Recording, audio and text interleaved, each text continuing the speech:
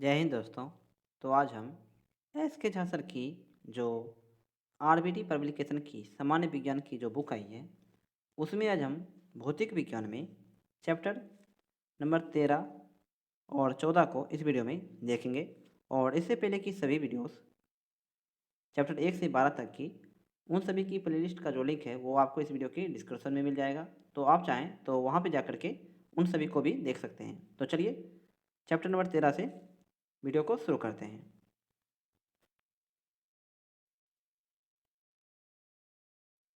तो चैप्टर 13 है तरंग और ध्वनि, वेव एंड साउंड। तो इसमें पूछे गए सभी ऑब्जेक्टिव के प्रश्नों को चलिए देख लेते हैं।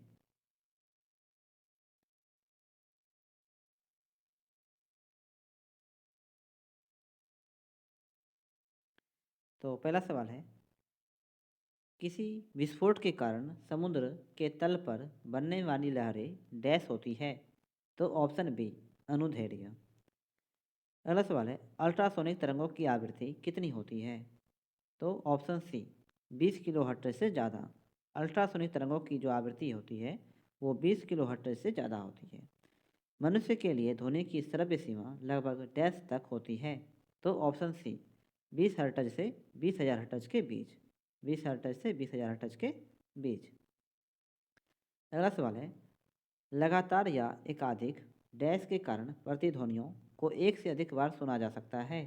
तो ऑप्शन बी परावर्तन के कारण। 25 डिग्री सेल्सियस पर विभिन्न माध्यमों में ध्वनि की चाल के बारे में निम्नलिखित में से कौन से कथन सही या गलत हैं। तो ऑप्शन नंबर सी केवल बी सही है। जल में ध्वनि की चाल जो है वो 1498 मीटर प्रति सेकंड होती है। अगला सवाल है, ध्वनि का प्रसार डैश में अधिकतम होता है। तो ऑप्शन सी ठोसों में जो है ध्वनि का प्रसार वो अधिकतम होता है। ध्वनि की दृढ़ता जो दोहरे प्रतिबिंब का परिणाम होती है इसे क्या कहा जाता है। तो ऑप्शन डी प्रतिध्वनि। प्रतिध्वनि। एक तरंग के गर्त की गहराई को इसका डैश कहा जाता है। तो ऑप्शन डी आयाम। किसी माध्यम में घनत्व के एक दोलन को पूरा करने में लगने वाला समय को क्या कहते हैं। तो ऑप्शन बी तरंग का समय काल। तरंग का समय काल। डॉक्टरों द्वारा ठोस वस्तुओं को भेदने हेतु एवं हवाई अड्डों में किस तरंगों का प्रयोग किया जाता है। तो ऑप्शन बी एक्सरे का। डॉक्टरों द्वारा ठोस वस्तुओं को भेदने हेतु एवं हवाई अड्डों में किसी तरंग का उपयोग किया जाता है। तो एक्सरे का। इंफ्रारेड किरणें क्या है। इंफ्रारेड किरणें जो है ये क्या है। ऑप्शन डी विद्युत चुम्बकीय तरंगे। विद्युत चुम्बकीय तरंगे। स्पष्ट प्रतिध्वनि सुनने के लिए मूल ध्वनि तथा परावर्तित ध्वनि के बीच कम से कम समय अंतराल होना चाहिए। तो ऑप्शन बी 0.1 सेकंड का। 0.1 सेकंड का। निम्न में से किस ध्वनि तरंग में तरंगदैर्घ्य सर्वाधिक लंबी होगी। किसमें ध्वनि तरंग में तरंगदैर्घ्य जो है सर्वाधिक लंबी होगी। तो ऑप्शन ए 100 हर्ट्ज की आवृत्ति वाली तरंग में। 100 हर्ट्ज की आवृत्ति वाली तरंग में।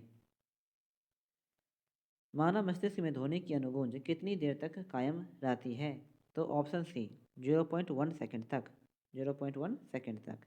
एक व्यक्ति ने चट्टान के पास एक व्यक्ति ने चट्टान के पास ताली बजाई और इसे 4 सेकंड बाद गूंज सुनाई दी। तो व्यक्ति से चट्टान की दूरी क्या है। तो option C 692 metre. 692 metre.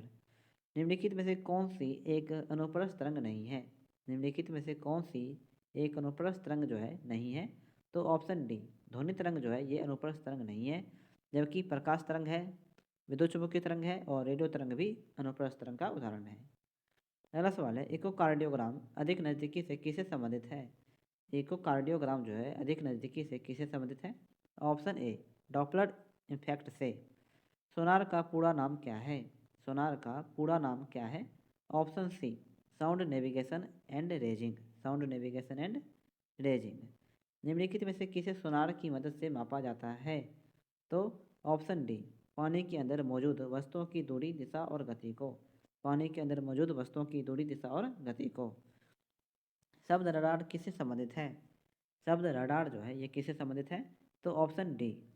Option D radio detection and raising से। रेडियो डिटेक्शन एंड रेजिंग से। अगला सवाल है, तरंग लंबाई आमतौर पर ग्रीक लेटर डैश में दर्शाया जाता है। तो ऑप्शन बी लेमडा में, लेमडा में। और अगर अभी तक आपने मेरे यूट्यूब चैनल को सब्सक्राइब नहीं किया दोस्तों, तो प्लीज़ मेरे यूट्यूब चैनल को सब्सक्राइब कर लें और इस वीडियो को लाइक करें और अपने दोस्तों में शेयर करें। और इसकी PDF फाइल जो है आपको मेरे टेलीग्राम चैनल पर दे दी जाएगी और उसका जो लिंक है वो इस वीडियो के डिस्क्रिप्शन में दिया हुआ है। तो अगला सवाल है, अपश्रव्य या इंफ्रासोनिक तरंगों की आवृत्ति कितनी होती है? तो ऑप्शन सी 20 हर्ट्ज से कम। अपश्रव्य या इंफ्रासोनिक तरंगों की आवृत्ति जो है कितनी होती है? 20 हर्ट्ज से कम। अगला सवाल है, निम्नलिखित में से कौन सा कथन ध्वनि तरंगों और प्रकाश तरंगों के बारे में सही है? निम्नलिखित में से कौन सा कथन जो है ध्वनि तरंगों और प्रकाश तरंगों के बारे में सही है? तो ऑप्शन डी ध्वनि तरंगे जो है ये अनुदैर्ध्य होती है और प्रकाश तरंगे जो है ये अनुप्रस्थ तरंगे होती है। निम्नलिखित में से किस विद्युत चुम्बकीय तरंग की तरंगदैर्ध्य सबसे कम होती है? निम्नलिखित में से किस विद्युत चुम्बकीय तरंग की तरंगदैर्ध्य सबसे कम होती है? तो ऑप्शन डी गामा किरण की। अगला सवाल है, डैश सूर्य द्वारा उत्सर्जित हानिकारक विकिरण है? डैश सूर्य द्वारा उत्सर्जित हानिकारक विकिरण है? तो ऑप्शन बी परावैंगनी विकिरण, परावैंगनी विकिरण। निम्नलिखित में से कौन सा किसी ध्वनि तरंग के प्रति इकाई समय में किए गए दोलनों की संख्या है? तो ऑप्शन डी आवृत्ति। निम्नलिखित में से कौन सा किसी ध्वनि तरंग के प्रति इकाई समय में किए गए दोलनों की संख्या है? ऑप्शन डी आवृत्ति। ध्वनि ध्वनि की आवृत्ति भी तरंगदैर्घ्य लैम्ब्डा और चाल भी के बीच क्या संबंध है? तो ऑप्शन सी भी बराबर लैम्ब्डा गुणे एन, यानी वेग बराबर क्या होगा? वेग बराबर तरंगदैर्घ्य, तरंगदैर्घ्य गुणे आवृत्ति, तरंगदैर्घ्य गुणे आवृत्ति। ठीक है। अगला सवाल है, निम्नलिखित में से कौन सी ध्वनि तरंगों की विशेषता नहीं है? कौन सी जो है ध्वनि तरंग की विशेषता नहीं है? ऑप्शन डी घनत्व जो है ये ध्वनि तरंग की विशेषता नहीं है, जबकि आयाम है, गति है और समय अवधि और आवृत्ति है। ध्वनि तरंगे डैश तरंगे होती है, ध्वनि तरंगे जो है ये डैश तरंगे होती है। ऑप्शन डी यांत्रिक तरंगे। ध्वनि तरंग का आयाम किस पर निर्भर करता है? ध्वनि तरंग का आयाम जो है ये किस पर निर्भर करता है? ऑप्शन सी वस्तुओं की गुणवत्ता पर, वस्तुओं की गुणवत्ता पर। निम्न में से कौन सा माध्यम के घनत्व में किसी ध्वनि तरंग के एक संपूर्ण दोलन में लगने वाला समय है? तो ऑप्शन ए आवर्तकाल। निम्न में से कौन सा माध्यम के घनत्व में किसी ध्वनि तरंग के एक संपूर्ण दोलन में लगने वाला समय है? तो आवर्तकाल। प्रति सेकंड इकाई क्षेत्र से गुजरने वाली ध्वनि ऊर्जा की मात्रा को क्या कहा जाता है? तो ऑप्शन ए तीव्रता। प्रति सेकंड इकाई क्षेत्र से गुजरने वाली ध्वनि तरंग की ऊर्जा की मात्रा को क्या कहा जाता है? तीव्रता। ध्वनि डैश से संचरण कर सकती है? तो ऑप्शन ए सभी विकल्पों से। तो गैसों से कर सकती है, द्रव पदार्थों से कर सकती है और ठोस पदार्थ से भी कर सकती है। ध्वनि के संचरण के लिए आवश्यक माध्यम डैश अवस्था में होना चाहिए? तो ऑप्शन डी इनमें से सभी, ठोस अवस्था में, गैस अवस्था में या द्रव अवस्था में। अगला सवाल है, किस तरंग की तरंगदैर्घ्य सबसे कम होती है? किस तरंग की तरंगदैर्घ्य जो है सबसे कम होती है? ऑप्शन डी बैंगनी रंग की। अगला सवाल है, नीचे एक अभिकथन और एक कारण दिया गया है। ठीक है, इसका आंसर होगा ऑप्शन बी अभिकथन और कारण दोनों सही है, लेकिन कारण अभिकथन का उचित व्याख्या नहीं है। देख लेते हैं अभिकथन क्या है। जब वेग स्थिर और तरंगदैर्घ्य आदि रखी जाती है तो आवृत्ति जो है दुगनी हो जाती है। जब वेग स्थिर हो और तरंगदैर्घ्य आदि रखी जाती है तो आवृत्ति क्या हो जाएगी? दुगनी। और वेग जो है वो आवृत्ति गुणे तरंगदैर्घ्य के बराबर होती है। कथन दोनों सही है। अगला सवाल है, निम्न में से क्या तरंग की विशेषता नहीं है? निम्नलिखित में से क्या जो है तरंग की विशेषता नहीं है? ऑप्शन डी माध्यम जो है ये तरंग की विशेषता नहीं है, जबकि आयाम है, तरंगदैर्घ्य है और आवृत्ति है। यदि एक तरंग की आवृत्ति बढ़ती है तो इसकी तरंगदैर्घ्य पर क्या असर होता है? यदि एक तरंग की आवृत्ति जो है बढ़ती है तो इसकी तरंगदैर्घ्य पर क्या असर होगा? तो ऑप्शन सी यह घट जाती है। निम्नलिखित का मिलान करें। विद्युत चुम्बकीय तरंगे और उनका प्रयोग। रेडियो तरंगों, रेडियो तरंगों का प्रयोग होता है किसमें? तो सेलुलर फोन में। सूक्ष्म तरंगों, सूक्ष्म तरंगों का प्रयोग होता है विमान नेविगेशन में इस्तेमाल रडार प्रणाली में। अवरक्त किरणें, अवरक्त किरणों का प्रयोग किसमें होता है? तो घरेलू इलेक्ट्रॉनिक के रिमोट स्विच में। और गामा किरणों का प्रयोग होता है किसमें? कैंसर कोशिकाओं को नष्ट करने के लिए दवा में। Option number C. अगला सवाल है, अनुदैर्ध्य तरंग में कण संचरण की दिशा में डैश कंपन करते हैं। तो ऑप्शन डी, समांतर। किस तरह की तरंगों में कंपन तरंग से चलने की दिशा के समांतर गति करते हैं? तो ऑप्शन सी, अनुदैर्ध्य में। अगला सवाल है, किसी अनुदैर्ध्य तरंग में लगातार दो संपीड़न और दो लगातार विरलीकरण प्रक्रियाओं के बीच की दूरी को क्या कहा जाता है? तो ऑप्शन बी, तरंगदैर्ध्य कहा जाता है। अगला सवाल है, अलग अलग प्रतिध्वनियों को सुनने के लिए ध्वनि के स्रोत से अवरोध की न्यूनतम दूरी डैश होनी चाहिए। तो ऑप्शन बी, 172 मीटर। 172 मीटर। विरलीकरण होता है जहाँ हवा का दाब होता है। तो ऑप्शन ए, निम्न। विरलीकरण होता है जहाँ हवा का दाब होता है निम्न। अगला सवाल है, 25 डिग्री सेल्सियस वाले किसी माध्यम में ध्वनि की गति परावर्तित हो जाती है। इस कथन के संबंध में निम्न में से कौन से कथन सही या गलत हैं? तो ऑप्शन ए और बी दोनों सही है। यानी ऑक्सीजन गैस में ध्वनि की गति जो है 316 मीटर प्रति सेकंड होती है और आसुत जल में ध्वनि की गति 1498 मीटर प्रति सेकंड होती है। वायु में ध्वनि के वेग से अधिक की चाल से यात्रा करने वाली एक वस्तु को डैश कहा जाता है। तो ऑप्शन ए, पराध्वनिक। पराध्वनिक। 25 डिग्री सेल्सियस पर विभिन्न माध्यमों में ध्वनि की चाल के बारे में निम्नलिखित में से कौन सा कथन सही या गलत है? तो समुद्री जल में ध्वनि की चाल 1531 मीटर प्रति सेकंड होती है, बिल्कुल सही है। और जल या आसुत में ध्वनि की चाल 1498 किलोमीटर प्रति सेकंड होती है, ये भी सही है। Option number B. किसी भी माध्यम में जैसे ही हम डैश बढ़ाते हैं ध्वनि की गति बढ़ जाती है। तो ऑप्शन ए, तापमान। किसी भी माध्यम में जैसे ही हम तापमान को बढ़ाते हैं ध्वनि की गति बढ़ जाती है। 25 डिग्री सेल्सियस पर विभिन्न माध्यमों में ध्वनि की चाल के बारे में निम्नलिखित में से कौन से कथन सत्य या असत्य हैं? तो जल समुद्री में ध्वनि की चाल जो है 1531 मीटर प्रति सेकंड होती है, ये सही है। और हवा में ध्वनि की चाल जो है 346 किलोमीटर प्रति सेकंड होती है, ये गलत है। Option number C. अगला सवाल है, विभिन्न माध्यमों में 25 डिग्री सेल्सियस पर ध्वनि की गति के संदर्भ में निम्नलिखित में से कौन से विधान सत्य हैं? तो ऑप्शन सी, केवल बी सत्य है। निकेल में ध्वनि की गति जो है 6040 मीटर प्रति सेकंड होती है, 6040 मीटर प्रति सेकंड। अगला सवाल है, यदि तापमान बढ़ता है तो ध्वनि की गति क्या होती है? यदि तापमान बढ़ता है तो ध्वनि की गति क्या होगी? ऑप्शन डी, बढ़ती है। दिए गए एक तापमान पर ध्वनि की गति डैश में अधिकतम होती है। तो ऑप्शन बी, एल्युमिनियम में। एल्युमिनियम में। निम्नलिखित में से किस माध्यम में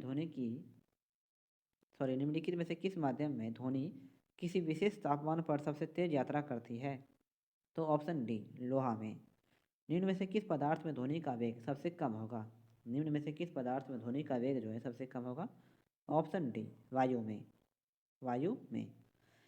निम्नलिखित में से किस प्रकार की किरणें पृथ्वी के वायुमंडल में प्रवेश नहीं कर पाती है? किस प्रकार की किरणें पृथ्वी के वायुमंडल में प्रवेश नहीं कर पाती है? ऑप्शन बी, एक्स किरणें। एक्स किरणें। संपीड़नों का निर्माण उस स्थान पर होता है जहाँ वायुदाब डैश है। संपीड़नों का निर्माण उस स्थान पर होता है जहाँ वायुदाब डैश है। तो ऑप्शन डी, उच्च। कण विक्षोभ के प्रसार की दिशा के लंबवत ऊपर और नीचे दोलन करते हैं। यहाँ किस प्रकार की तरंगों पर चर्चा की गई है? तो ऑप्शन डी, अनुप्रस्थ तरंगों की। डैश ध्वनि तरंग की विशेषता नहीं है। डैश ध्वनि तरंग की विशेषता नहीं है। ऑप्शन डी, हर्ट्ज जो है ये ध्वनि तरंग की विशेषता नहीं है, जबकि आयाम है, आवृत्ति है और वेग है। ध्वनि गमन नहीं कर सकती है। ध्वनि जो है ये गमन नहीं कर सकती है। ऑप्शन डी, निर्वात में ध्वनि जो है ये गमन नहीं कर सकती है। नर्म और छिद्रयुक्त सतहों का उपयोग करके शोर को अवशोषित करने के लिए तकनीकी का प्रयोग किया जाता है। तो ऑप्शन ए, ध्वनिक सुरक्षा का। नर्म और छिद्रयुक्त सतहों का उपयोग करके शोर को अवशोषित करने के लिए डैश तकनीकी का प्रयोग किया जाता है। तो ध्वनि सुरक्षा तकनीकी का। ध्वनि डैश के कारण उत्पन्न होती है। ध्वनि डैश के कारण उत्पन्न होती है। तो ऑप्शन बी, कंपन के कारण। कंपन के कारण। निम्नलिखित में से कौन सा कथन ध्वनि और प्रकाश तरंगों के बारे में सही है? ध्वनि और प्रकाश तरंगों के बारे में सही है। ऑप्शन डी, ध्वनि तरंगे अनुदैर्ध्य तरंगे होती है, लेकिन प्रकाश तरंगे ये अनुप्रस्थ तरंगे होती है।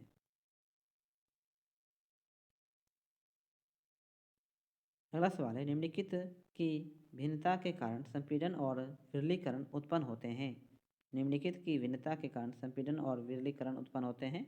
ऑप्शन सी, हवा का दबाव के कारण। हवा का दबाव के कारण।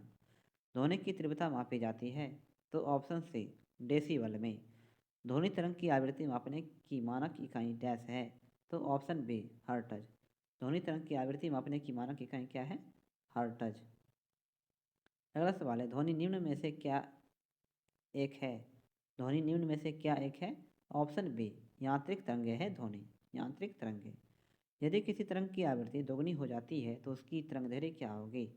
यदि किसी तरंग की आवृत्ति जो है दोगुनी हो जाती है तो उसकी तरंगदैर्घ्य होगी क्या? ऑप्शन डी, मूल की आधी। मूल की आधी। और इससे पहले दोस्तों हमने 1 से लेकर 12 अध्याय तक को देख लिया है, और उस सभी का जो प्लेलिस्ट है उसका लिंक आपको इस वीडियो के डिस्क्रिप्शन में दे दिया जाएगा, और आप चाहें तो इस वीडियो को देखने के बाद उसे भी जाकर के देख सकते हैं। जैसा कि आपको पता है, अभी आरआरबी, एएलपी और टेक्नीशियन की वैकेंसी आई है। उसमें मुख्यतः जो है साइंस के प्रश्न पूछे जाएंगे। साइंस के एएलपी में टोटल 40% जो है साइंस के आएंगे, और सॉरी टेक्नीशियन में जो है 40% साइंस के आएंगे, और एएलपी में जो है शायद 20 या 30% जो है ये साइंस के पूछे जाएंगे। तो आप ये एस के झा सर की जो साइंस की बुक है इसे पूरी कंप्लीट पढ़ लें। इससे कोई भी क्वेश्चन जो है आपको बाहर नहीं पूछा जाएगा। ठीक है। मैं भी जो है अभी इसी का डिवीज़न कर रहा हूँ, और साथ में आपको भी इसकी पीडीएफ और वीडियो प्रोवाइड कर रहा हूँ। तो बस आप लोग का इतना ही सपोर्ट चाहिए कि आप ज़्यादा से ज़्यादा मेरे वीडियो को शेयर करें और मेरे यूट्यूब चैनल को सब्सक्राइब करें। ठीक है, चलिए अगला सवाल देखते हैं। एक सोनार में मौजूद मुख्य उपकरण क्या है जिसका उपयोग पानी के नीचे मौजूद की दूरी, दिशा और गति का पता लगाने के लिए किया जाता है? तो ऑप्शन सी, ट्रांसमीटर और डिटेक्टर का। ट्रांसमीटर और डिटेक्टर का। एक्सरे एक्सरे जो अब चिकित्सा के क्षेत्र में दैनिक रूप से रोग निदान के लिए उपयोग किया जाता है, उसकी खोज किसके द्वारा की गई थी? ऑप्शन ए, विलियम रॉयटजन के द्वारा। विलियम रॉयटजन के द्वारा। रेडियो द्वारा उत्पादित ध्वनि डैश से बढ़ती है। रेडियो द्वारा उत्पादित ध्वनि जो है डैश से बढ़ती है। ऑप्शन ए, आयाम बढ़ने से। आयाम बढ़ने से।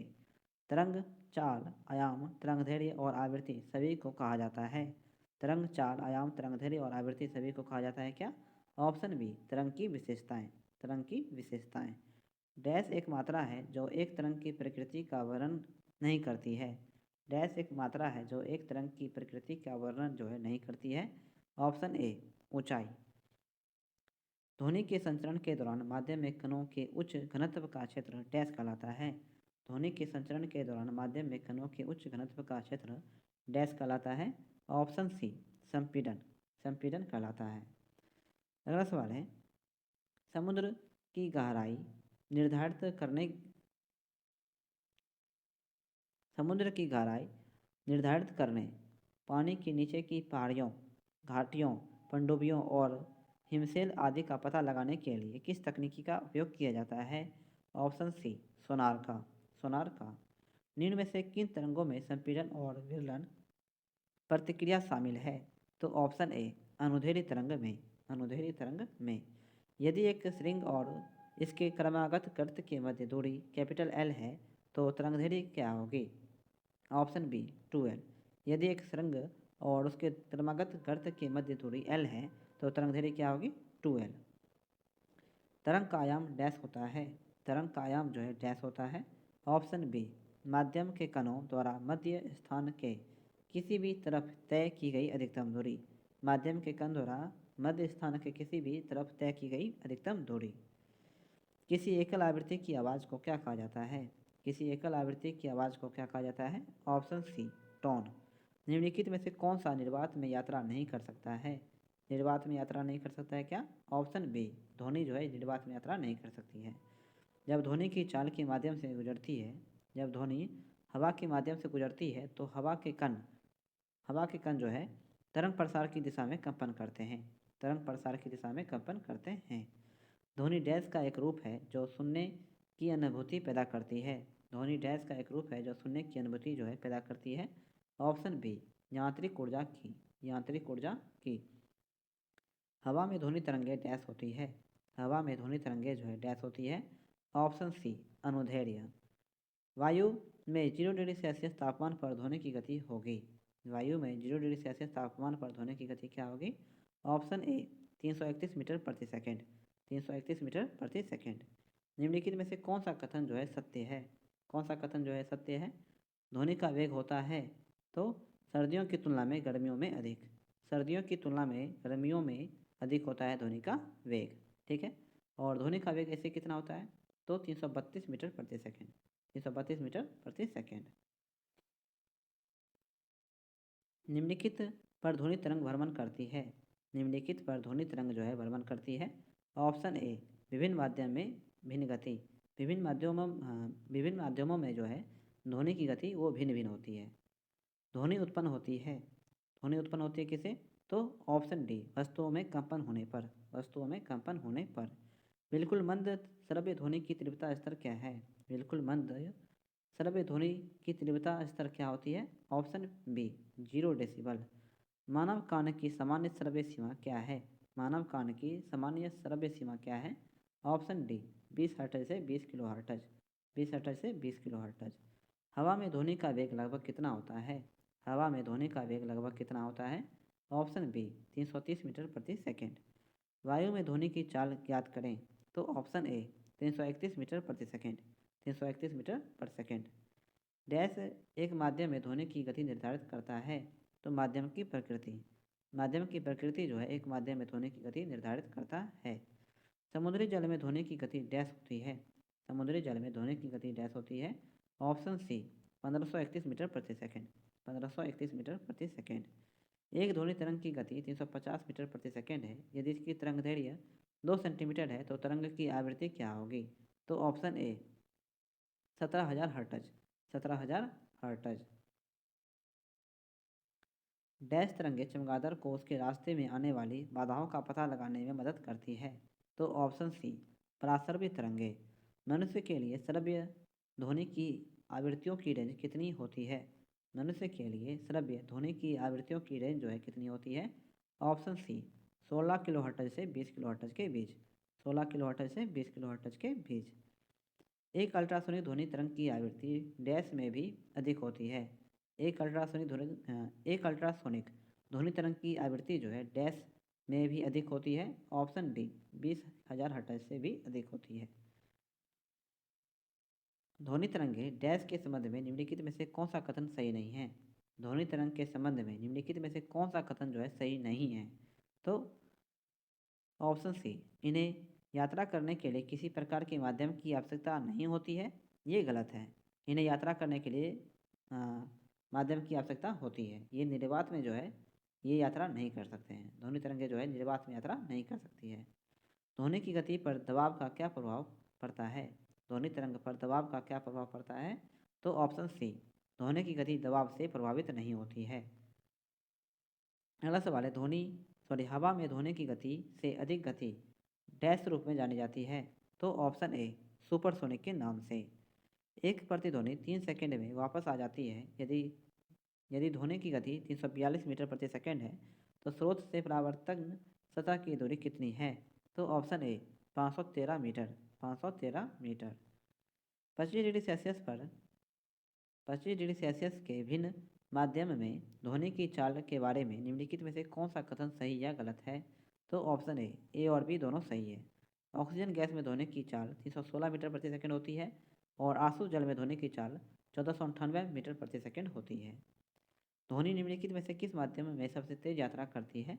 तो ऑप्शन ए ठोस पदार्थ में ध्वनि जो है सबसे अधिक चाल से यात्रा करती है। निम्नलिखित में से कौन सा ध्वनि की लाउडनेस या सॉफ्टनेस को निर्धारित करता है? तो ऑप्शन डी आयाम। आयाम जो है ये ध्वनि की लाउडनेस या सॉफ्टनेस को निर्धारित करता है। ध्वनि का तारतम्य निर्भर करता है। ध्वनि का तारतम्य निर्भर करता है किस पे? ऑप्शन सी आवृत्ति पर। आवृत्ति पर। ध्वनि संचरण के समय माध्यम में कणों के उच्च घनत्व का क्षेत्र कहलाता है। तो ऑप्शन डी संपीड़न। संपीड़न। एक प्रतिध्वनि के लिए स्रोत और परावर्तक के बीच न्यूनतम दूरी लगभग कितनी होनी चाहिए? तो ऑप्शन सी 17 मीटर। 17 मीटर। अगला सवाल है ध्वनि तरंग के परावर्तन द्वारा उत्पन्न ध्वनि की पुनरावृत्ति क्या कहलाती है? तो ऑप्शन बी प्रतिध्वनि। मनुष्य बहुत ऊंची ध्वनि को सहन नहीं कर सकता। वह उच्चतम ध्वनि स्तर क्या है जो मनुष्य सहन कर सकता है? Option B 80 decibel. 80 decibel. Dash की आवृत्ति मनुष्य के लिए श्रव्य नहीं है। डैश की आवृत्ति जो है मनुष्य के लिए श्रव्य नहीं है। ऑप्शन बी 22,000 हर्ट्ज की। प्रतिध्वनि को कम करने के लिए ऑडिटोरियम की छतों और दीवारों को किससे ढका जाता है? ऑप्शन बी फायरबोर्ड से। फायरबोर्ड से। अब हम चैप्टर नंबर 14 को देखेंगे। चैप्टर का नेम है प्रकाश या लाइट। तो चलिए पहले सवाल से शुरू करते हैं।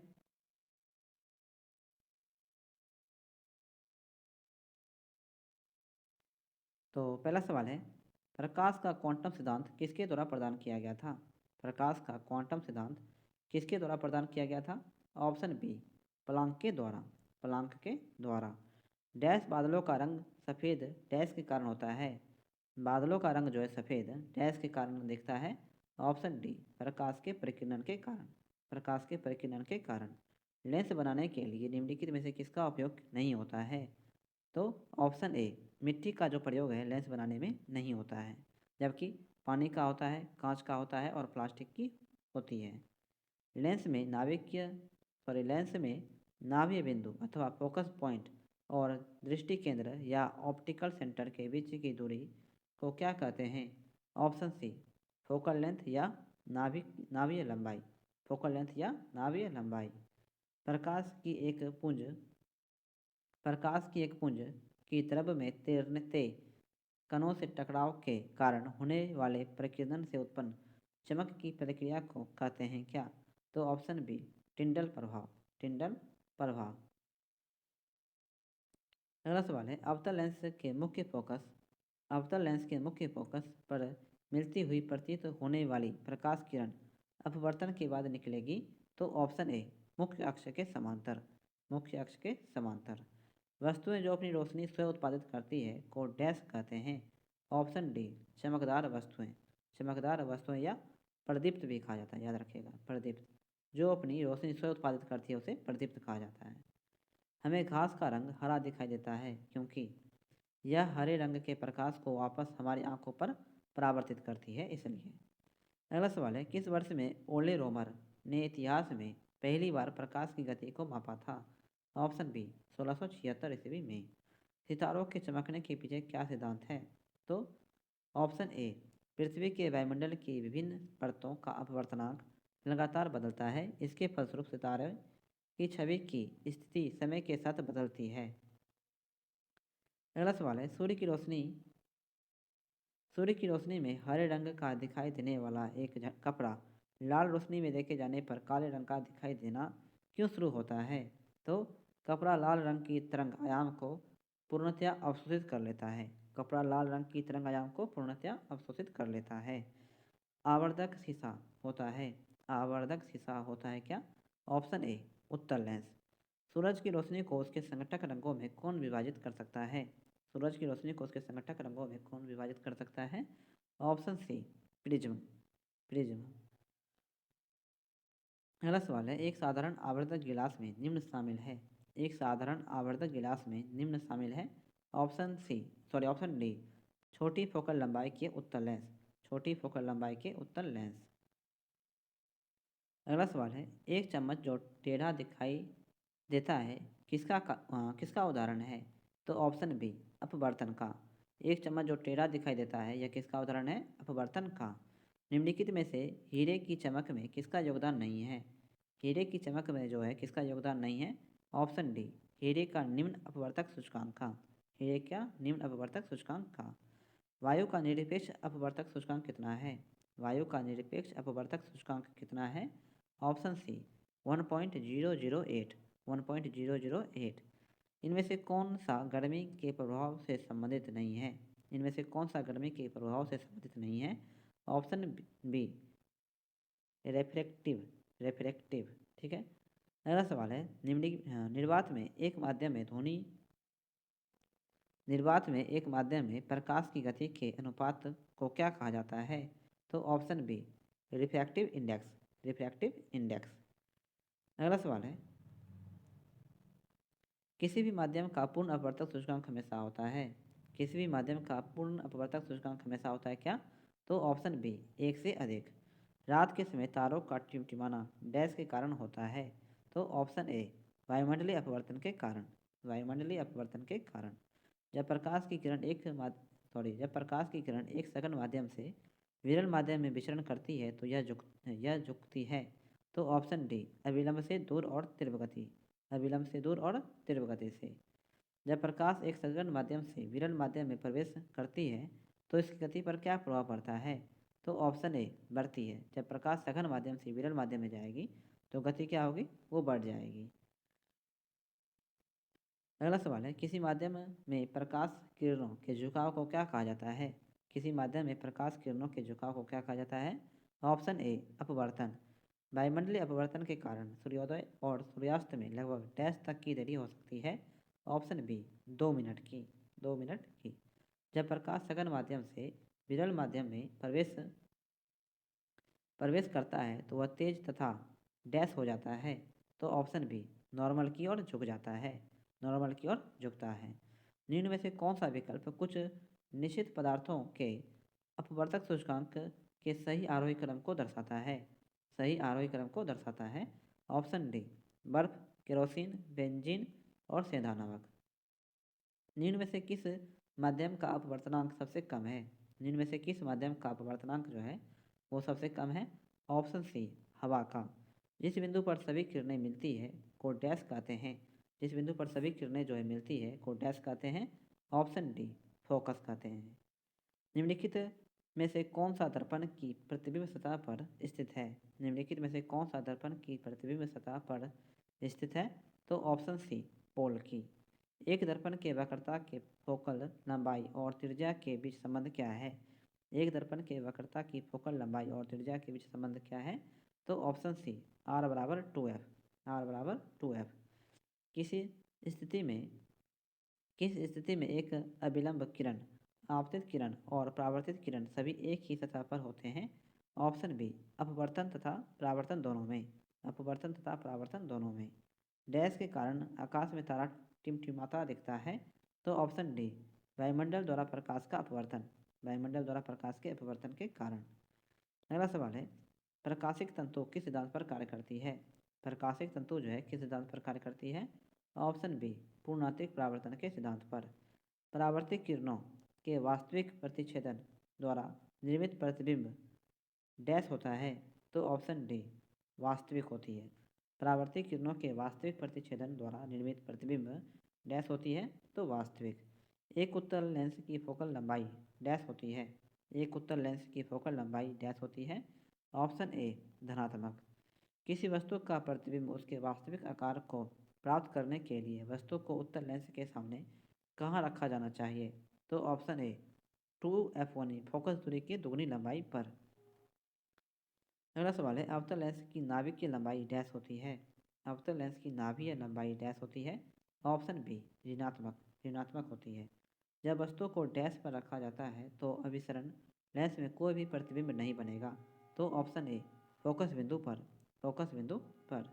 जब कोई वस्तु उत्तल लेंस के डैश पर हो तो प्रतिबिंब अभिवर्धित आभासी और सीधा होता है। तो ऑप्शन ए F1 और O के मध्य। जब कोई वस्तु उत्तल लेंस के डैश पर हो तो प्रतिबिंब अभिवर्धित आभासी और सीधा होता है। तो F1 और O के मध्य। आभासी और सीधी छवि के लिए दर्पण का आवर्धन होना चाहिए। आभासी और सीधी छवि के लिए दर्पण का आवर्धन होना चाहिए।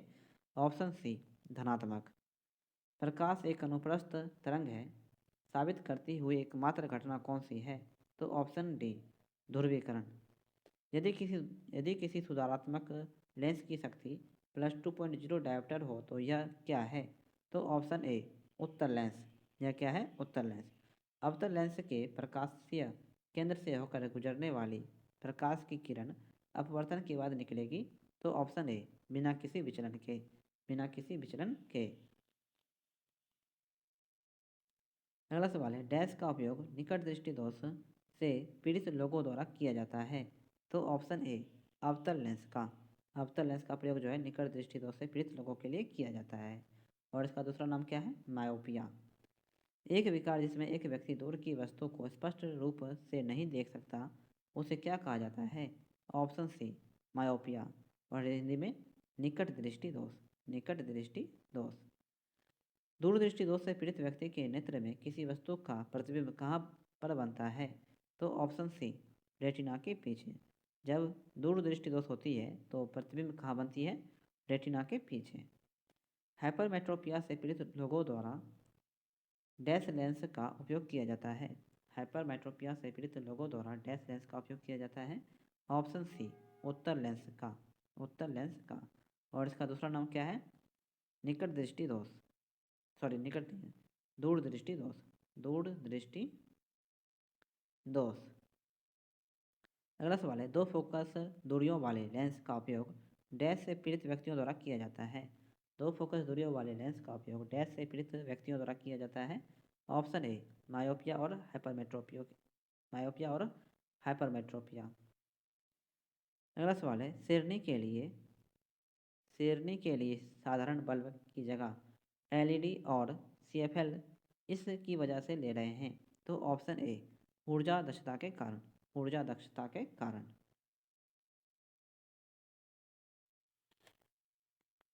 एक लेंस के डैश से होकर गुजरने वाली प्रकाश की किरण बिना किसी विचलन के निकल जाएगी। तो ऑप्शन डी, प्रकाशिक केंद्र के। जब एक वस्तु को उत्तर लेंस की 2f1 स्थिति पर रखा जाता है तो छवि का आकार क्या होता है? तो ऑप्शन ए, पूर्ववर्त। अगला सवाल है, एक लेंस की शक्ति इसकी डैश के व्युत्क्रमानुपाती होती है। तो ऑप्शन ए, फोकस दूरी की। अगला सवाल है, एक गोलाकार दर्पण और पतली गोलाकार लेंस प्रत्येक में -20 सेंटीमीटर की फोकस लंबाई होती है। ऐसे परिदृश्य में निम्नलिखित में से कौन सा सत्य होने की संभावना है? तो ऑप्शन डी, दोनों अवतल हैं। दोनों जो है अवतल हैं। इनमें से किस उपकरण में केवल उत्तल लेंस का प्रयोग होता है? इनमें से किस उपकरण में केवल उत्तल लेंस का प्रयोग होता है? ऑप्शन सी, माइक्रोस्कोप में। माइक्रोस्कोप में। गोलाकार दर्पण जिसकी परावर्तक सतह बाहर की ओर उभरी हुई होती है कहलाता है। तो ऑप्शन ए, उत्तल दर्पण कहलाता है। अगला सवाल है, एक उत्तल दर्पण के सामने कोई वस्तु रखी हुई है, किस प्रकार का प्रतिबिंब बनेगा? तो ऑप्शन बी, ध्रुव और फोकस के बीच आभासी सीधा छोटा प्रतिबिंब। ध्रुव और फोकस के बीच आभासी सीधा और छोटा प्रतिबिंब। थिएटर में 3D फिल्में देखते समय हमें विशेष चश्मे पहनने होते हैं क्योंकि क्योंकि ऑप्शन बी, 3D फिल्में विशेष रंग इस्तेमाल करती है जो मानव आंखों द्वारा महसूस नहीं किए जा सकते हैं। अगला सवाल है, पेरिस्कोप में निम्न में से किसका प्रयोग किया जाता है? पेरिस्कोप में निम्न में से किसका प्रयोग किया जाता है? तो ऑप्शन ए, अवतल शीशा का। अवतल शीशा का। इनमें से किस में ऑप्टिकल लेंस नहीं होता है? इनमें से किस में ऑप्टिकल लेंस नहीं होता है?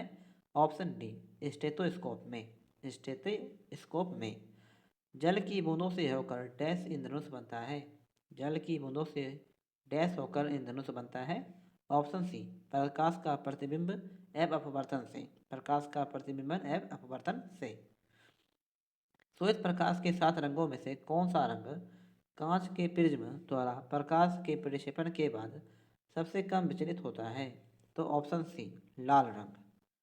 वास्तविक सूर्योदय से 2 मिनट पहले सूर्य दिखना और वास्तविक सूर्यास्त के लगभग 2 मिनट बाद तक सूर्य दिखने के कारण के लिए किसे जिम्मेदार ठहराया जा सकता है? तो ऑप्शन डी, वायुमंडलीय अपवर्तन को। वायुमंडलीय अपवर्तन को। गले की पीली लाइट इनमें से किसका प्रयोग किया जाता है? गले की पीली लाइट में किसका प्रयोग किया जाता है? ऑप्शन डी, सोडियम का। प्रकाश सबसे अधिक गति में किस में यात्रा करती है? प्रकाश सबसे अधिक गति में किस में यात्रा करती है? ऑप्शन ए, निर्वात में। प्रिज्म क्या करता है? प्रिज्म क्या करता है? ऑप्शन सी, यह उसके जरिए गुजर रहे प्रकाश को तितर बितर करता है। ऐसी वस्तुएं जो खुद प्रकाश उत्पन्न नहीं करती है उन्हें क्या कहा जाता है? तो ऑप्शन सी अप्रदीप्त वस्तुएं। और जो वस्तुएं अपने खुद के प्रकाश उत्पन्न करती है उसे क्या कहा जाता है? तो प्रदीप्त वस्तुएं। अगला सवाल है, किसी पदार्थ का अपवर्तनांक हवा में प्रकाश की चाल से किस प्रकार संबंधित होता है? किसी पदार्थ का अपवर्तनांक हवा में प्रकाश की चाल से किस प्रकार संबंधित होता है? तो ऑप्शन डी अपवर्तनांक बराबर हवा में प्रकाश की चाल बटे पदार्थ में प्रकाश की चाल। किसी माध्यम की प्रकाश को परावर्तित करने की क्षमता को इसके डैश द्वारा भी व्यक्त किया जाता है। तो ऑप्शन बी प्रकाश घनत्व के द्वारा। जब प्रकाश विरल माध्यम से सघन माध्यम में प्रवेश करता है तो क्या होगा? तो ऑप्शन सी इसकी गति कम हो जाती है। जब प्रकाश विरल माध्यम से सघन माध्यम में प्रवेश करती है तो इसकी गति क्या होगी? कम हो जाती है। अगला सवाल है, एक माध्यम जिसका अपवर्तनांक सूचकांक 1.5 है में प्रकाश की गति डैश है। तो ऑप्शन बी 2.0 गुणे 10⁸ मीटर प्रति सेकेंड। सीवी रमन के बारे में निम्न में से क्या गलत है? सीवी रमन के बारे में निम्न में से क्या गलत है? तो उन्हें 1987 में नाइटहुड की उपाधि दी गई थी, ये गलत है। जबकि उन्हें 1954 में भारत रत्न से सम्मानित किया गया था, ये सही है। उन्हें वर्ष 1930 में नोबेल पुरस्कार जीता था, ये भी सही है। और उनका जन्म 1888 में तमिलनाडु में हुआ था, ये भी सही है। जिस सामग्री से रोशनी पारित हो सके को क्या कहते हैं? तो ऑप्शन सी ट्रांसपेरेंट। जिस सामग्री से रोशनी पारित हो सके को क्या कहते हैं? ट्रांसपेरेंट। टिंडल प्रभाव प्रकाश के डैश से संबंधित है। टिंडल प्रभाव प्रकाश के डैश से संबंधित है। ऑप्शन बी प्रकीर्णन से। प्रकीर्णन से। प्रकाश की गति अधिकतम निम्न में से किस माध्यम में होती है? प्रकाश की गति अधिकतम निम्न में से किस माध्यम में होती है? तो ऑप्शन बी निर्वात में। निर्वात में। यदि एक अवतल दर्पण की वक्रता त्रिज्या 6.2 सेंटीमीटर है तो इसकी फोकस लंबाई डैश सेंटीमीटर होगी। तो ऑप्शन सी 3.1। 3.1। दो माध्यमों के मध्य सीमा पर प्रकाश के मुड़ने की घटना किसके प्रभाव से होती है? तो ऑप्शन सी अपवर्तन के। दो माध्यमों के मध्य सीमा पर प्रकाश के मुड़ने की घटना किसके प्रभाव से होती है? अपवर्तन के। आकाश नीला क्यों दिखाई देता है? आकाश जो है नीला क्यों दिखाई देता है? ऑप्शन सी श्वेत प्रकाश में नीले रंग की तरंगदैर्घ्य अपेक्षाकृत निम्न होती है और यह हवा के अणुओं द्वारा शाब्दिक प्रकीर्णित होता है, इसलिए। जब किसी वस्तु को सी और एफ के बीच रखा जाता है तो अवतल दर्पण में आकृति कहाँ बनेगी? तो ऑप्शन डी सी के बाद। जब किसी वस्तु को सी और एफ के बीच रखा जाता है तो अवतल दर्पण में आकृति कहाँ बनेगी? तो सी के बाद। किसी वस्तु को मुख्य फोकस पर रखने पर अभिसारी दर्पण द्वारा निर्मित प्रतिबिंब का आकार डैश होता है। तो ऑप्शन डी अत्यधिक आवर्धित। किसी वस्तु को मुख्य फोकस पर रखने पर अभिसारी दर्पण द्वारा निर्मित प्रतिबिंब का आकार डैश होता है अत्यधिक आवर्धित। किसी वस्तु को गोलाकार अवतल दर्पण के वक्रता केंद्र में रखे जाने पर उस अवतल दर्पण द्वारा निर्मित इसके प्रतिबिंब की स्थिति क्या होगी? तो ऑप्शन सी वक्रता केंद्र पर।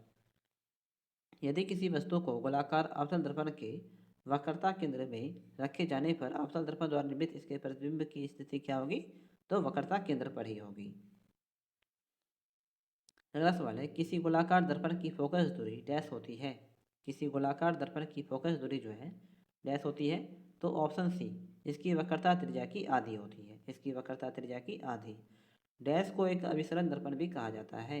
डैश को एक अभिसरण दर्पण भी कहा जाता है। ऑप्शन बी अवतल दर्पण को। अवतल दर्पण को। दर्पण समीकरण के संबंध में निम्न में से कौन सा कथन जो है सही है? तो ऑप्शन बी सभी दूरियों को दर्पण के ध्रुव से मापा जाना चाहिए। सभी दूरियों को दर्पण के ध्रुव से मापा जाना चाहिए। डैश दर्पण हमेशा वस्तु की एक ऐसी छवि निर्मित करता है जो आभासी, बड़ी और समान आकार में होती है। तो ऑप्शन सी समतल दर्पण। समतल दर्पण। एक वक्रीय दर्पण जिसमें परावर्तक सतह अंदर की ओर वक्रीय होती है उसे कहा जाता है। तो ऑप्शन ए अवतल दर्पण। अंदर की ओर वक्रीय रहेगा तो कौन सा दर्पण होगा? अवतल दर्पण, ठीक है। और बाहर की ओर वक्रीय रहे तो वो होगा उत्तल दर्पण। उत्तल दर्पण। एक समतल दर्पण द्वारा बनाई गई छवि की विशेषताएं हैं। तो समानाकार, सीधी, पार्श्व तौर पर उल्टी और आभासी। समानाकार, सीधी, पार्श्व तौर पर उल्टी और आभासी। एक समतल दर्पण द्वारा बनाई गई छवि हमेशा डैश होती है। एक समतल दर्पण द्वारा बनाई गई छवि हमेशा डैश होती है। ऑप्शन बी, आभासी और सीधी होती है। आभासी और सीधी। उत्तल दर्पण डैश का प्रयोग उत्तल दर्पण का प्रयोग किस में किया जाता है? तो ऑप्शन ए, वाहनों में रियर व्यू मिरर के रूप में। वाहनों में रियर व्यू मिरर के रूप में। इसे जो है पश्च दृश्य दर्पण भी कहा जाता है। पश्च दृश्य दर्पण। गोलाकार दर्पण की वक्रता का केंद्र क्या होता है?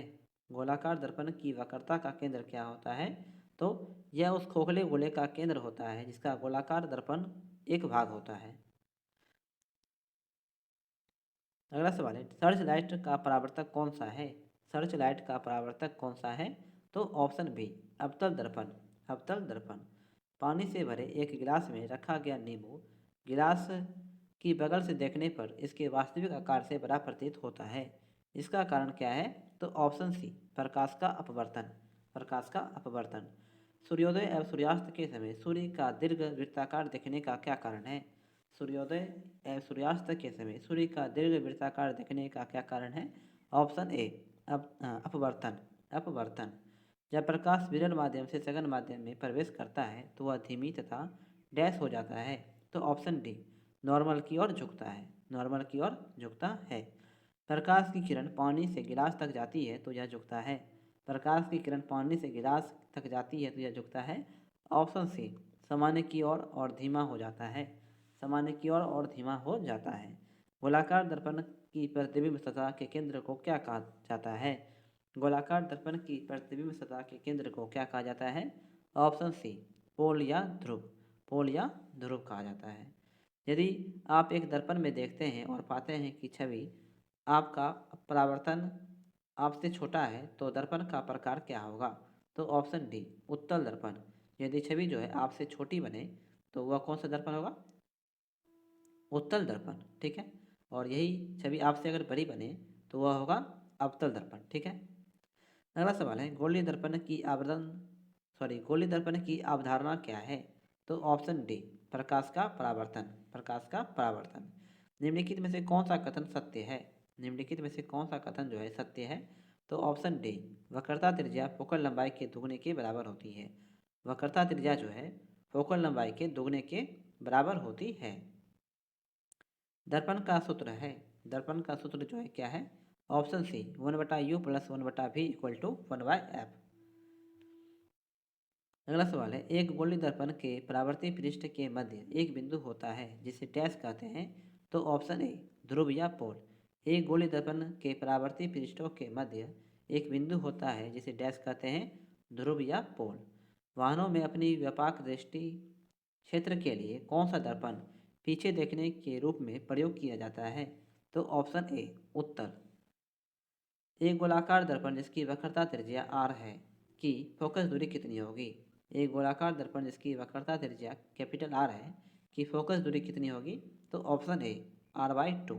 r/2। यदि एक वास्तविक वस्तु का प्रतिबिंब बनाने के लिए उत्तल दर्पण का उपयोग किया जाता है तो निम्नलिखित में से कौन सा कथन जो है गलत है? तो ऑप्शन ए, प्रतिबिंब वास्तविक है। ये कथन जो है गलत है। किसी वस्तु को मुख्य फोकस पर रखने पर अभिसारी दर्पण द्वारा निर्मित प्रतिबिंब का आकार डैश होता है। तो ऑप्शन ए, अत्यधिक आवर्धित। अत्यधिक आवर्धित। एक वस्तु को एक अवतल दर्पण के सामने उसके फोकस बिंदु और वक्रता केंद्र के बीच स्थित एक बिंदु पर रखा गया है। निर्मित होने वाली छवि होगी। तो ऑप्शन सी, वास्तविक और उल्टी। वास्तविक और उल्टी। एक वस्तु को एक उत्तल दर्पण के सामने अनंत और दर्पण के ध्रुव के बीच स्थित एक बिंदु पर रखा जाता है। निर्मित होने वाली छवि होगी क्या? तो ऑप्शन सी, आभासी और छोटी होगी। एक अवतल दर्पण में फोकस और ध्रुव के बीच कोई वस्तु रखी गई है तो निर्मित प्रतिबिंबों का आकार क्या होगा? तो ऑप्शन बी, आभासी होगा। उत्तल दर्पण की फोकस लंबाई डैश होती है। उत्तल दर्पण की फोकस लंबाई जो है डैश होती है। ऑप्शन सी, धनात्मक होती है। धनात्मक। जब किसी वस्तु को एक अवतल दर्पण के सामने अनंत पर रखा जाता है तो उसका प्रतिबिंब निर्मित होता है। तो ऑप्शन ए, फोकस पर। फोकस पर। जब एक वस्तु को अवतल दर्पण के वक्रता केंद्र से बाहर रखा जाता है तो छवि का निर्माण होगा। जब एक वस्तु को अवतल दर्पण के वक्रता केंद्र से बाहर रखा जाता है तो छवि का निर्माण क्या होगा? तो ऑप्शन डी, फोकस और ध्रुव के बीच। फोकस और ध्रुव के बीच। दंत चिकित्सक अवतल दर्पण का उपयोग करते हैं क्योंकि इस पर निर्मित प्रतिबिंब डैश होता है। तो ऑप्शन डी, आभासी और बड़ा। आभासी और बड़ा। वाहनों की हेडलाइट में प्रयुक्त दर्पण कौन सा होता है? तो ऑप्शन डी, अवतल दर्पण। वाहनों की हेडलाइट में प्रयुक्त दर्पण कौन सा है? अवतल दर्पण। एक गोलाकार दर्पण जिसकी परावर्तक सतह अंदर की ओर मुड़ी हुई होती है कहलाती है। तो ऑप्शन ए, अवतल दर्पण। अवतल दर्पण। एक अवतल दर्पण के वक्रता केंद्र पर एक वस्तु रखी गई है, इसका प्रतिबिंब कहाँ बनेगा? ऑप्शन डी, वक्रता केंद्र पर। एक अवतल दर्पण के वक्रता केंद्र पर एक वस्तु रखी गई है, इसका प्रतिबिंब जो है कहाँ बनेगा? तो वक्रता केंद्र पर। निम्न में से किस में अवतल दर्पण का प्रयोग नहीं होता है? निम्न में से किस में अवतल दर्पण का प्रयोग जो है नहीं होता है? ऑप्शन सी, पश्च दृश्य दर्पण के रूप में। पश्च दृश्य दर्पण के रूप में। एक वस्तु को अवतल दर्पण के सामने उसके वक्रता केंद्र तथा फोकस बिंदु के बीच स्थित एक बिंदु पर रखा गया है। छवि का निर्माण कहाँ पर होगा? तो ऑप्शन सी, वक्रता केंद्र से परे किसी बिंदु पर। एक वस्तु को अवतल दर्पण के सामने उसके वक्रता केंद्र और फोकस बिंदु के बीच स्थित एक बिंदु पर रखा गया है, तो छवि का निर्माण कहाँ पर होगा? तो वक्रता केंद्र से परे किसी बिंदु पर। वक्रता केंद्र वाले किसी अवतल दर्पण वक्रता केंद्र वाले किसी अवतल दर्पण के फोकस बिंदु F पर रखे किसी बिंब के प्रतिबिंब के संदर्भ में निम्नलिखित में से कौन सा कथन जो है लागू होता है? तो ऑप्शन सी, प्रतिबिंब वास्तविक होगा, उल्टा, वस्तु के आकार से बहुत बड़ा और अनंत पर बनेगा। डैश को एक अपसारी दर्पण भी कहा जाता है। डैश को एक अपसारी दर्पण भी कहा जाता है। ऑप्शन बी, उत्तल दर्पण को। उत्तल दर्पण को। यदि किसी वस्तु का आयतन दर्पण के वक्रता केंद्र पर रखा जाता है तो उसका प्रतिबिंब ऐसा बनेगा। तो ऑप्शन बी, वास्तविक और समान आकार का। वास्तविक और समान आकार का। किसी गोलाकार दर्पण की परावर्तक सतह के व्यास की क्या कहा जाता है? किसी गोलाकार दर्पण की परावर्तक सतह के व्यास को क्या कहा जाता है? तो ऑप्शन ए, छेद कहा जाता है, छेद। अवतल दर्पण का उपयोग यह नहीं है। अवतल दर्पण का उपयोग जो है यह नहीं है। तो ऑप्शन सी, रियर व्यू दर्पण के रूप में। रियर व्यू दर्पण के रूप में। अवतल दर्पण में जब वस्तु को अनंत पर रखा जाता है तो छवि बनेगी। अवतल दर्पण में जब वस्तु को अनंत पर रखा जाता है तो छवि बनेगी कैसी? तो ऑप्शन बी, केंद्र पर वास्तविक उल्टी और अत्यधिक संकुचित छवि। केंद्र पर वास्तविक उल्टी और अत्यधिक संकुचित छवि बनेगी। वस्तु के प्रतिबिंब की ऊंचाई वस्तु के प्रतिबिंब की ऊंचाई से वस्तु की ऊंचाई का अनुपात कहलाता है। तो ऑप्शन डी, रेखीय आवर्धन। श्वेत प्रकाश के निम्न में से किस रंग की तरंगदैर्घ्य उच्चतम होती है? श्वेत प्रकाश के निम्न में से किस रंग की तरंगदैर्घ्य जो है वो उच्चतम होती है? तो ऑप्शन सी, लाल रंग की। लाल रंग की। जब श्वेत प्रकाश को 7 रंगों का मिश्रण सॉरी जब श्वेत प्रकाश जो 7 रंगों का मिश्रण है कांच के प्रिज्म से होकर गुजरता है तो इसका प्रक्षेपण क्यों होता है? तो इसका प्रक्षेपण जो है क्यों होता है? तो श्वेत प्रकाश के 7 रंग कांच के प्रिज्म से अलग अलग चाल से गुजरते हैं, इसलिए। अगला सवाल है, निम्नलिखित में से किस में उत्तल दर्पण का उपयोग किया जाता है? निम्नलिखित में से किस में उत्तल दर्पण का उपयोग किया जाता है? Option D, rear view mirror के रूप में। रियर व्यू मिरर के रूप में। किसी गोलीय दर्पण की परावर्तक सतह का केंद्र वह बिंदु है जिसे डैश कहा जाता है। किसी गोलीय दर्पण की परावर्तक सतह का केंद्र वह बिंदु है जिसे कहा जाता है क्या? तो ऑप्शन सी, ध्रुव कहा जाता है, ध्रुव। एक विमान एक विमान दर्पण के लिए छवि है। एक विमान दर्पण के लिए छवि है। तो ऑप्शन ए, आभासी और पार्श्व उल्टा। आभासी और पार्श्वता उल्टा। यदि किसी दर्पण की फोकस लंबाई +15 है तो यह है। तो ऑप्शन सी, उत्तल दर्पण। यदि किसी दर्पण की फोकस लंबाई +15 है तो यह है उत्तल दर्पण। जब प्रकाश किसी चमकीली सतह पर आपतित होता है तो परावर्तन की घटना घटित होती है। तो ऑप्शन सी, नियमित परावर्तन की घटना जो है घटित होती है। अगला सवाल है, एक समतल दर्पण के लिए छवि होती है। एक समतल दर्पण के लिए जो है छवि होती है कैसी? ऑप्शन डी, आभासी और पार्श्व उल्टी। आभासी और पार्श्व उल्टी। तो आज की वीडियो दोस्तों यहीं पे समाप्त करते हैं और आशा है कि आपको ये वीडियो जो है वो अच्छी लगी होगी और ऐसी और वीडियोस के लिए आप हमारे यूट्यूब चैनल को सब्सक्राइब जरूर करें और इस वीडियो को एक बार अपने सभी दोस्तों में शेयर करना ना भूलें। और इसकी PDF फाइल जो है मैं अपने टेलीग्राम चैनल पर जो है डाल दूंगा और उसका जो लिंक है वो इस वीडियो के डिस्क्रिप्शन में दिया हुआ है। तो मिलते हैं अगले वीडियो में, तब तक के लिए जय हिंद जय भारत।